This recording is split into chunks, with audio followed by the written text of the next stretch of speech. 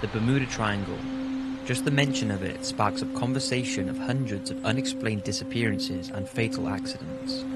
For those who are unfamiliar with the Bermuda Triangle, it's a section of the Atlantic Ocean roughly bounded by Miami, Bermuda and Puerto Rico. For years there have been dozens of aeroplanes and ships that have disappeared without a trace, never to be found again. There has been talk that the triangle is haunted by some unknown force, and even Christopher Columbus back in 1942 reported strange lights and odd compass activity in that region. All of this has made the Bermuda Triangle one of the most notorious places on Earth, and here we have 5 stories that are sure to add even more mystery to the unexplained and tragic events that have happened there. The disappearance of the Witchcraft. On December the 22nd, 1967, a cabin cruiser named Witchcraft left from Miami with her owner Dan Burke and his father. At around 9 PM that evening, not long after leaving Miami, the Coast Guard received a call from Burke. His voice was steady and calm. He said his boat had hit something, however there didn't seem to be any substantial damage, but he requested a Coast Guard to help tow him back to shore. A Coast Guard was sent, and in under 20 minutes it had reached the location of Burke and his cruiser's last known position. There were no signs of the Witchcraft, not even signs that a boat had been there recently. Dan Burke, his father, and their cabin cruiser were never seen again. Although there are a number of possible scenarios for the disappearance, such as running out of fuel or sinking due to the crash, all of these have been dismissed as Burke was known to be a very cautious yachtsman and had fixed a special flotation device in the boat to make it unsinkable. People still ask the question, how come the large amount of flotation devices on board, such as life jackets, a lifeboat, flares and distress signal devices have never been found floating in the ocean?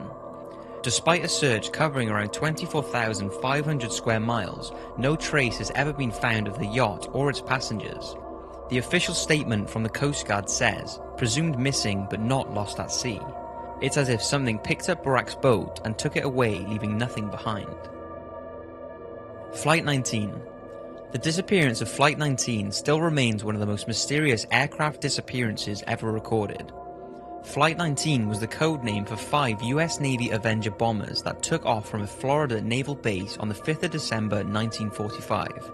Each of the planes were 3-seater torpedo bombers that were not only very robust, but were also considered to be the safest and best US Navy plane for destroying enemy submarines at the time.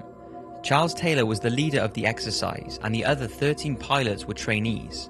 The flights were scheduled to go east into the sea for 56 miles to practice bombings. Then they were to head further east for another 67 miles heading towards the Bahamas, before turning north for 73 miles, which would then enable them to turn and head in a straight line back to the naval base in Florida. Ironically, this planned route was triangular. At around 3:30 PM, Taylor reported that his compass was malfunctioning and he had actually flown south over Florida, not east as he had intended. Taylor was instructed by the control tower to fly north to get back on track. At around 3:45, Taylor's voice was heard again. This time he sounded worried and confused and stated that he could not see land and seemed to be off course.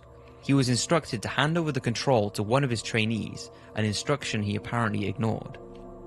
At 5:50 PM, the ComGolf Center had managed to trace Flight 19 on its radar.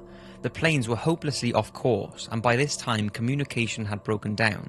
It was getting dark, the weather had worsened, and the Avengers would have by now been low on fuel. At 7:27, 2 Martin Marina planes were sent out to search for the missing Avengers.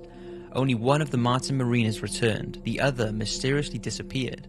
A nearby tanker reported flames from an apparent explosion which was later believed to be that of the Marina rescue plane, but why it would have exploded is another mystery. Over the next 5 days, 2,500 square miles of the Atlantic was searched, but no trace was ever found of Flight 19 or the rescue plane that was sent. So what exactly happened to Flight 19 and the Martin Marina? Was it Commander Taylor's error? Although he was very experienced, it's been said he had a history of getting lost and disorientated, but this is something his family strongly denied. And even if he did get lost, what happened to the other 4 planes? Despite extensive searches, no wreckage has ever been found, and the official Navy report have labelled the cause of this accident as reasons unknown. The USS Cyclops. The USS Cyclops was a massive carrier ship that supplied fuel to the American fleet in World War I. On January 8, 1918, the ship set sail under the command of Lieutenant Commander Worley, heading towards Rio de Janeiro in Brazil.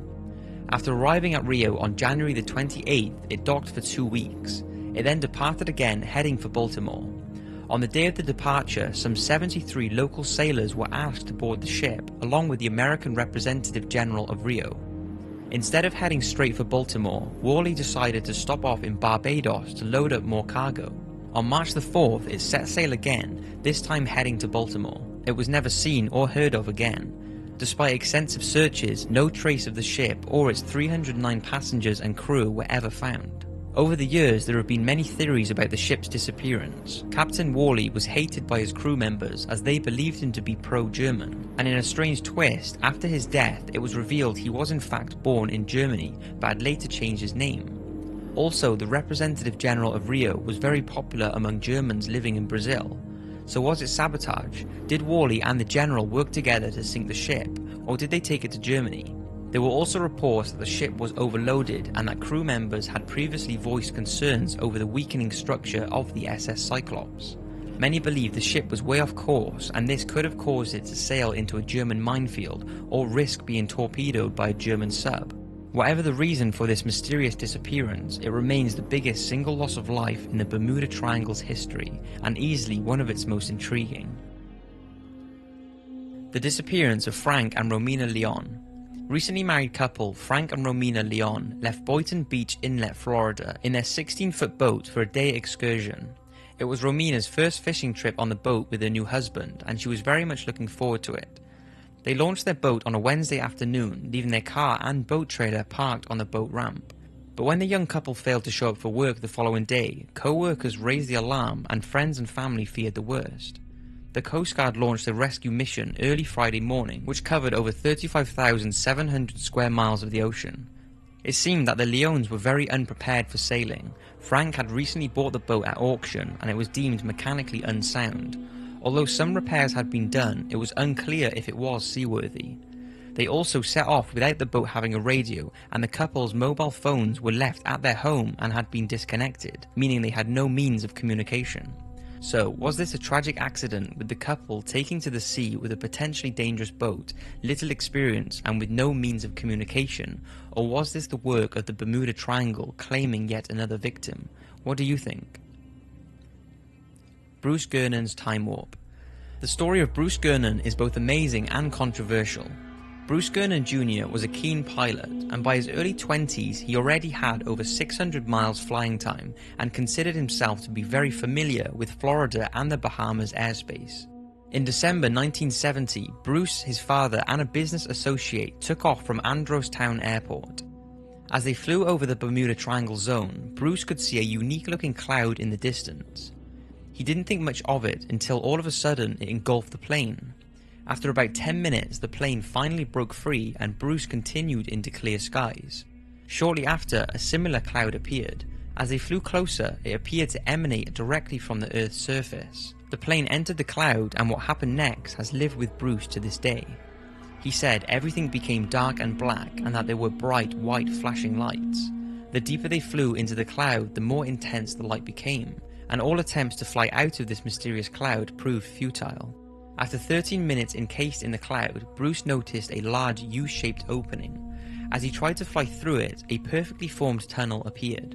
As he flew the plane through the tunnel, it appeared to be shrinking, enclosing the plane in what looked like white glowing walls of cloud, swirling violently around the plane.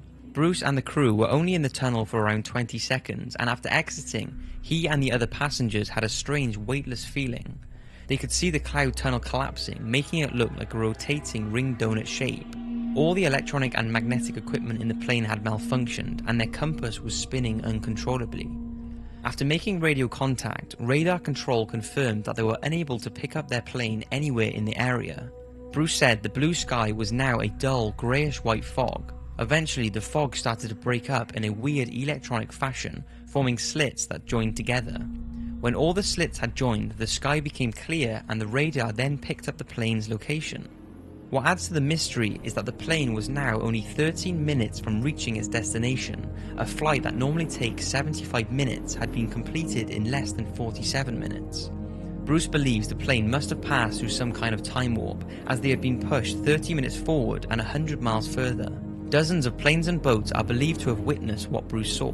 So, could it be that this so-called electronic fog is responsible for the mysteries of the Bermuda Triangle? That one's up to you to decide.